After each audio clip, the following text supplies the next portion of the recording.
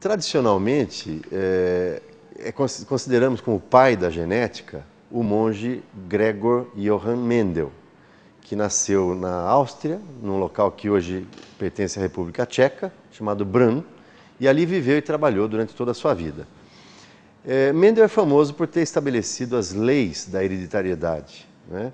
Não que antes de Mendel ninguém se perguntasse como se dava a hereditariedade, mas o problema é que as ideias eram um tanto quanto sem forma, não muito definidas, né?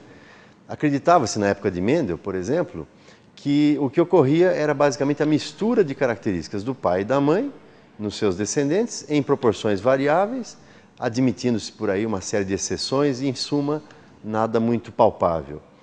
Enquanto que Mendel não. Mendel se propôs a fazer uma série de experiências, de cruzamentos, utilizando para isso feijões e mais tarde ervilhas, né? Ficou famoso por ter utilizado as ervilhas nas suas experiências. Através desses cruzamentos, Mendel então estabeleceu aquilo que a gente chama hoje de primeira e segunda leis de Mendel e que governam boa parte da genética como a conhecemos hoje em dia. Basicamente, quando se diz que uma herança de uma característica é mendeliana, o que se pretende dizer, então, é que essa característica é governada por um gene que apresenta apenas duas qualidades na população em geral, dois alelos, como se costuma dizer, não é? Então, essas características de transmissão mais simples, que mostram apenas duas manifestações, por exemplo, alto ou baixo, liso ou rugoso, pensando nas sementes da ervilha, verde ou amarela, e isso também é válido para muitas características de outros seres vivos, inclusive do homem.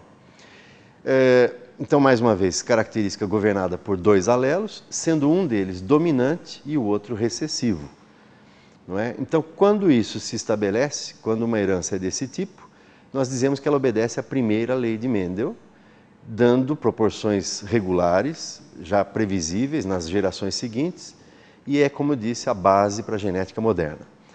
Seguramente, depois de Mendel, a genética avançou em outras direções, graças aos trabalhos de Morgan, que em 1910 estabeleceu a ideia de que os genes estão nos cromossomos, e mais tarde com a descoberta do DNA como material genético da grande maioria de todos os seres vivos.